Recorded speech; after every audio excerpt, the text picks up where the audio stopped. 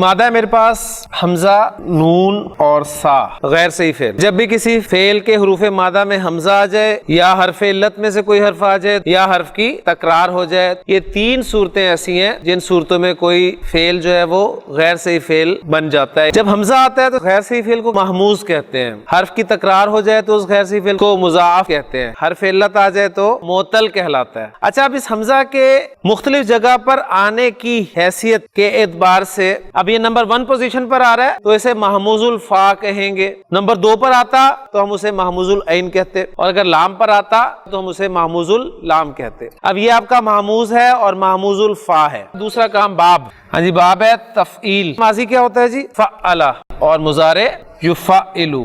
ہاں جی ڈائی ہم بنا لیتے ہیں خالی، یہ فاعل لام کلمہ کے لیے 3 اور یہاں پر مضارع میں لیں جی مادہ ہے میرے پاس حمزہ، حمزہ کو میں الف کے ساتھ لکھ لیتا ہوں، اس کے اوپر حمزہ بھی ڈال دیتا ہوں تاکہ کوئی پریشانی نہ ہو۔ نون اور سا، انسا یو انسو، یہاں پر میں نے حمزہ کو الف کی کرسی دی اور یہاں پر میں نے حمزہ کو واو کی کرسی دی۔ اصل حمزہ ہی ہے مادہ، انسا یو انسو، ذرا تفعیل اس وزن پر اس مادے کو پھینکے، یعنی فعلا یفعلو تفعیلا، خالی جگہ دیتے ہیں پہلے، 3 جگہ ہمارے پاس ہونی چاہیے، 1 2 اور 3۔ حمزہ اس کو کرسی دیتے ہیں الف کی، نون اور سا، تانیسن، تو انسا یؤنسو تانیسن، مؤنث بنانا۔ اب دیکھیں جو اسم الفاعل اور اسم المفعول ہوتے ہیں وہ بنتے ہیں جی مزید فی ابواب میں مضارع کے پہلے سیغے سے، اور سٹیپس کیا ہیں؟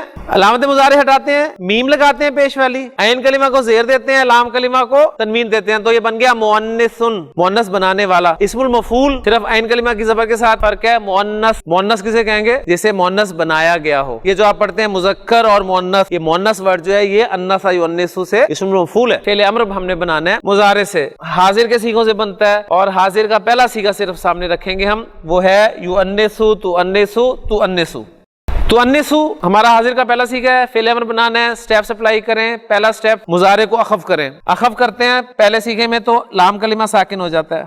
دوسرا سٹیپ علامت مضارع ہٹا دیں، پڑھا جائے تو فعل امر تیار ہے، پڑھا جا رہا ہے۔ وہ واو کرسی تو اس وقت تھی کہ پیچھے پیش تھی، اب شروع میں دیکھیں ہم نے حمزہ کو الف کی کرسی دی، لہٰذا اب یہاں پر پھر کرسی تبدیل کر دیں اس کی، تو کیا بن گیا؟ انس۔ انس کے معنی کیا ہے؟ تو مؤنث بنا، تو انس یہ آپ کا فعل امر ہے، اور فعل امر جب بھی ہوگا اس کا انالیسس آپ کریں گے فعل پلس فاعل، اور اگر اس کے ساتھ میں مفعول بھی لگا دوں الفاعلہ، مفعول جو کہ حالت نصب میں ہوتا ہے، لام ساکن سا ساکن، 2 ساکن اکٹھے تو کیا کرتے ہیں جی؟ یہ ملانے کے لیے کیا کرتے ہیں؟ پہلے ساکن کو زیر دے کے ملاتے ہیں۔ انس الفاعلہ، فاعل کو مؤنث بنا، کہاں بنا؟